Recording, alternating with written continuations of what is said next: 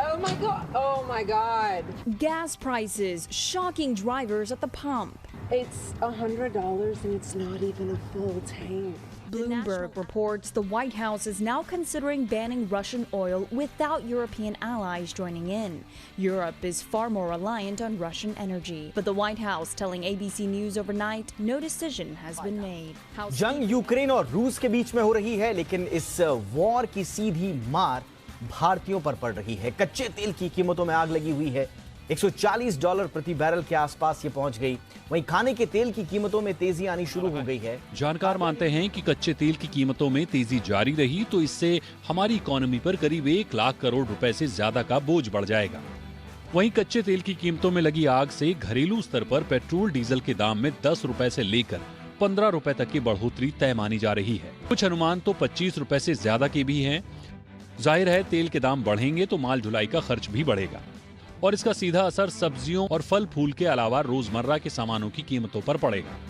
यानी जंग की मार के चलते महंगाई की चौतरफा मार आम आदमी की जेब पर भारी पड़ने वाली है। खाने पीने की चीजों की बात करें तो भारत सबसे ज्यादा सूरजमुखी तेल का इंपोर्ट यूक्रेन से करता है। यूक्रेन से सूरजमुखी तेल का इंपोर्ट रुकने से भारत में दाम तो बढ़े ही हैं, ग्लोबल मार्केट में भी कीमतें आसमान पर पहुंच गई हैं। इतिहास में पहली बार पाम तेल का भाव बाकी तेलों से ऊपर चला गया है, जिसका सीधा खामियाजा भारतीय कंज्यूमर को भुगतना पड़ रहा है, क्योंकि देश में कुल खपत का करीब 70% खाने का तेल इंपोर्ट करना पड़ता है। 15 फरवरी से 5 मार्च के बीच 10 से 30% का उछाल आ चुका है। संकट यही नहीं है, डॉलर के मुकाबले कमजोर रुपया भी 77 के निचले स्तर पर है। ऐसे में इलेक्ट्रिक और मशीनरी के साथ गैजेट्स का आयात भी महंगा हो सकता है। तो ये 2008 के बाद से आप समझ लीजिए सबसे बड़ा संकट एक तरह से है। उस वक्त आपको याद होगा जब लीमन ब्रदर्स संकट आया था यूएस में और उसके बाद रिसेशन का दौर था, लगभग 1-1.5 साल तक दुनिया रिसेशन में रही। उस वक्त याद होगा आपको क्रूड 147 के आसपास चला गया था और अब वो मोमेंट है जब 140 के आसपास मंडरा रहा है। 3 हफ्ते का ट्रेंड देखें तो कच्चे तेल के दामों में भी एक बड़ा उछाल आया है। किस तरह का डिसरप्शन रहा है इस स्पेस में? भारत की जो टोटल कंजम्पशन है एडिबल ऑयल्स का, उसमें से 60% से ज्यादा खाद्य तेल है वो हम इंपोर्ट करते हैं। तो एफएमसीजी कंपनीज पर सबसे ज्यादा मार आती है। ऑलरेडी हमने तीसरी तिमाही में देख लिया था कि जितनी भी कंपनीज थी उनका स्टेटमेंट आया था कि क्योंकि पिछले एक तिमाही में कच्चे तेल के प्राइसेस काफी बढ़ चुके थे, ओवरऑल जो इनपुट कॉस्ट है वो काफी बढ़ चुके थे और इसके चलते ट्रांसपोर्टेशन कॉस्ट भी बढ़े थे कच्चे तेल के चलते। अगर आप देखें तो सबसे ज्यादा जो इम्पैक्ट होता हुआ दिखेगा वो अदानी विल्मर पर हो सकता है, रुचि सोया पर होगा, Britannia, Nestle, Marico, DFM, ITC, Dabur जैसे स्टॉक्स है जहां पे आपको फोकस करना चाहिए। मार्जिन पर आपको थोड़ा सा इम्पैक्ट देखने मिल सकता है और सारी कंपनीज अगर आप हिस्टोरिकल देखते हैं तो जब भी 10% to 12% तक का इम्पैक्ट आता है एक पूरे क्वार्टर में तो उनके जो मार्जिन हैं वो करीब 200 बेसिस पॉइंट से लेके 350 बेसिस पॉइंट का जो इम्पैक्ट है वो इनके मार्जिन पर आता है। तो इस वाली तिमाही में भी देखना होगा कि मार्जिन किस तरह से रहते हैं। एफएमसीजी पर डेफिनेटली एक इम्पैक्ट आपको आते हुए दिख सकता है। सिद्धार्थ जी,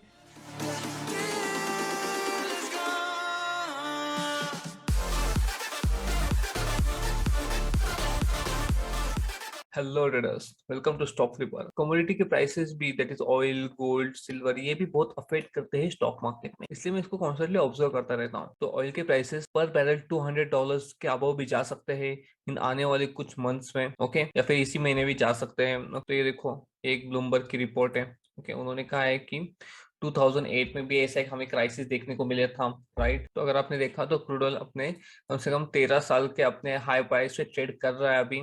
ओके, अभी हम चार्ट्स भी देखते हैं। देखो, ये यूएसडी आईएनआर का चार्ट है, ये देखो क्रूड ऑयल का चार्ट है। तो मॉर्निंग में अराउंड उसने हाई बनाया था 130 के आसपास। अभी ये डॉलर का चार्ट है, ओके। तो देखो, मार्केट में नो डाउट हमें बहुत बड़ा प्रेशर देखने को मिल रहा है यूक्रेन और रशिया वॉर की वजह से, और उसका निगेटिव इम्पैक्ट हमें मार्केट में भी देखने को मिल रहा है। गोल्ड के प्राइसेस भी बढ़ रहे हैं अभी, प्लस ऑयल के प्राइसेस भी बढ़ रहे हैं। तो देखो, ये हमारे लिए इम्पोर्टेंट क्यों है। जनरली हमें India 5 million barrel, that is 50 lakhs barrel per day import करता है, और प्लस हमारे आईएनआर दैट इज रुपीज की वैल्यू भी इसके ऑल टाइम हाई पे ट्रेड कर रही है ट्रेडर्स, तो जो हमें ऑयल इंपोर्ट करना पड़ रहा है ओके, उसके प्राइसेस भी बढ़ सकते हैं और जिसकी वजह से हमें पेट्रोल और डीजल के प्राइसेस भी बढ़ सकते हैं। और देखो जब भी पेट्रोल डीजल के प्राइसेस बढ़ते हैं तब हमें इन्फ्लेशन बढ़ता हुआ दिखता है, क्योंकि ऑब्वियस है तो जब भी पेट्रोल डीजल के प्राइस बढ़ते हैं तो सभी के प्राइस बढ़ने लगते हैं ओके। इसलिए अगर ऑयल का प्राइस बढ़ रहा है so this is not good for us. तो मिस्टर आर.एस. पांडे जो कि हमारे प्रीवियस पेट्रोलियम मिनिस्टर रह चुके हैं, तो दोपहर को उन्होंने अपनी एक राय बताई थी ऑन जी बिजनेस कि अभी टॉक्स चल रहे हैं ईरान के साथ भी ओके। अगर ईरान भी कुछ ऑयल रिलीज करता है तो भी हमें इस ऑयल के प्राइसेस में कटौती देखने को मिल सकती है ओके। यहाँ पे हमें अच्छा खासा रिलैक्सेशन मिल सकता है अगर ईरान भी अपना कुछ ऑयल रिलीज करता है तो। प्लस अगर ओपेक के कंट्रीज ने भी डिसाइड किया कुछ ऑयल वहां से रिलीज कर दे तो उससे भी ऑयल के प्राइसेस कम हो सकते हैं। बट वैसे भी अगर वॉर भी नहीं होता तब भी हमें ऑयल के प्राइसेस वैसे बढ़ते हुए दिख सकते थे, क्योंकि देखो जो भी ऑयल कंपनीज होती है उनको भी उनका प्रॉफिट मार्जिन रखने के लिए ऑयल के प्राइसेस अगर बढ़ते तो उनको भी प्रॉफिट मिलता है। प्लस अगर ऑयल के प्राइसेस बढ़ते तो सरकार को भी अच्छा खासा रेवेन्यू जनरेट होता है। सो नो डाउट सरकार वैसे ही ऑयल के प्राइसेस बढ़ाती रहती है, दैट इज पेट्रोल डीजल के प्राइसेस बढ़ाती ही रहती है। बट ओपेक कंट्रीज का भी अनसर्टन ही है और ईरान का भी टॉक्स वो है चल रहा है, वो भी अनसर्टन है। अभी उनका क्या डिसीजन आ रहा है वो अब तक कोई न्यूज नहीं आई उस पर भी। बट अगर ऐसा होता है तो हमें ऑयल के प्राइसेस कम हो सकते हैं, ऐसा आर.एस. पांडे जी ने कहा था ओके।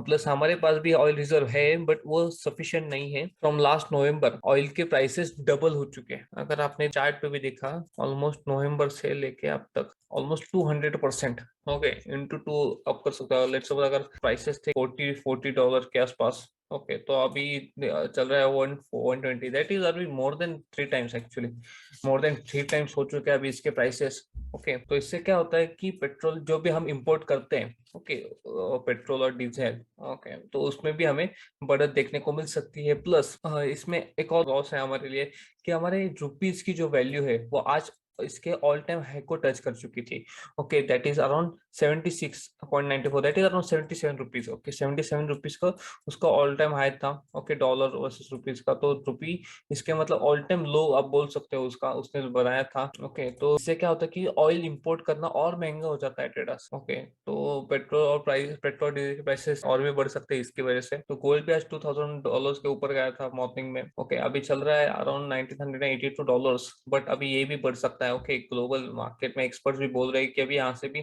और हमें तेजी देखने को मिल सकती है। सी अगर वॉर भी अगर रुक जाता है यहाँ पे तो वैसे भी गोल्ड के प्राइसेस वैसे ही बढ़ते रहते हैं okay, year on year okay. But जो सडनली हमें ग्रोथ देखने को मिलती है commodity that is specially in gold, तो यही इंडिकेशन होता है कि अब मार्केट में लोगों का भरोसा कम होता है। तो जब भी गोल्ड बढ़ने लगता है तब मार्केट में हमें एक फॉल देखने को मिलता है। तो ये इनवर्सली प्रोपोर्शनल होता है स्टॉक मार्केट से भी। तो that's it for today, thank you for watching.